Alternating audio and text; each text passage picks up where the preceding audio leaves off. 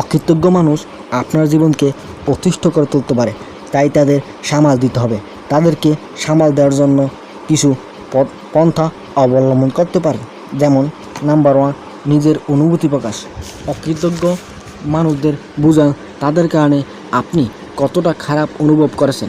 যদিও এটা করা বেশ কষ্টকর, তবুও এটা করুন। নাম্বার 2, তাদের দৃষ্টিতে দেখুন।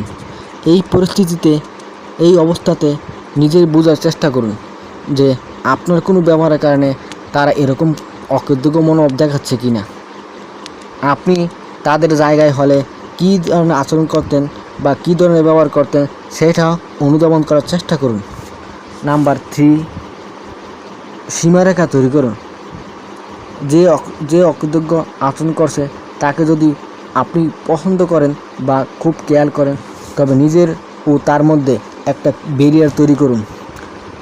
তার সঙ্গে কেমন ব্যবহার করা উচিত বা কী ধরনের আচরণ করবেন বা করবেন না, সেটাও আপনি খুব ভেবেচিন্তে ঠিক করুন।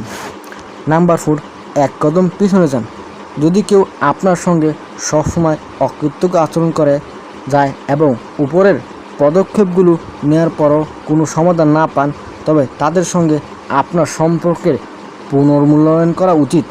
আপনি ঠিক করুন তার সঙ্গে সম্পর্ক রাখবেন কি না, বা তার থেকে কতটুকু দূরত্ব বজায় রাখবেন।